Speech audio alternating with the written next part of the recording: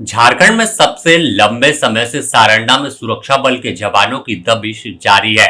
1 करोड़ के इनामी मिशिर बेसरा और उसके दस्ते की तलाश में सुरक्षा बल के जवान लगातार जंगल में अभियान चला रहे हैं। ऐसे में अब खबर निकलकर सामने आई है कि सारंडा में मिसिर बेसरा और उसका दस्ता दाने दाने को मुहताज हो गया।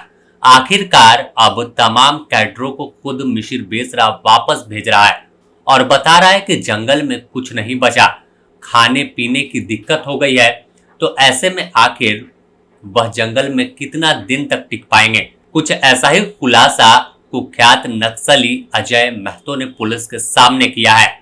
पुलिस की ओर से दावा किया गया कि 1 करोड़ का इनामी मिसिर बेसरा की सलाह पर जो नक्सली वापस लौटे हैं वह या तो सरेंडर कर चुके हैं और या फिर उनकी गिरफ्तारी कर ली गई। यह बात खुद अजय महतो ने पूछताछ के दौरान सुरक्षा बल के जवान और सीनियर पुलिस अधिकारियों को बताया है। अजय महतो ने साफ तौर पर बताया कि जंगल में अब पहले जैसी स्थिति नहीं है। तमाम नक्सली जो जंगल में रहते हैं तो उनके खाने पीने की काफी दिक्कत होने लगी। नक्सलियों को खाना बनाने से लेकर खाद्यान्न उन तक नहीं पहुंच पा रहा है। ऐसे में वह कई दिनों तक भूखे रहने को मजबूर है। अब तमाम नक्सली जब कैडर प्लस खाना नहीं बचा तो नक्सलियों को उनके नेता मिसिर बेसरा ने कहा कि अलग अलग इलाके में शिफ्ट हो जाएं और इसी के लिए तमाम नक्सली कोई अपने अजय महतो जैसे अगर बात करें तो तमाम नक्सलियों के जाने के बाद भी अजय महतो 1 महीना तक सारंडा में ही मिसिर बेसरा के साथ रहा और आखिरकार मिसिर बेसरा ने उसे भी कहा कि वह भी जंगल छोड़ दे और फिर वापस वह पिरटाड़ इलाके में पहुंच गया जो गिरिडीह जिले में है। और इसी दौरान सूचना सुरक्षा बल के जवानों को मिली जिसके बाद उसे गिरफ्तार कर लिया गया।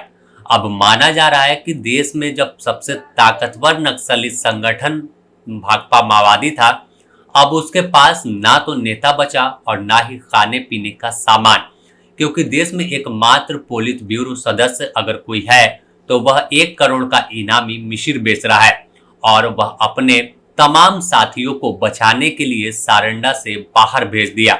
लेकिन जैसे ही नक्सली जंगल से बाहर आ रहे हैं वो दबोचे जा रहे हैं और या तो जब तमाम नक्सली अलग अलग इलाके पहुंचे तो वहां वह आत्मसमर्पण कर दे रहे हैं।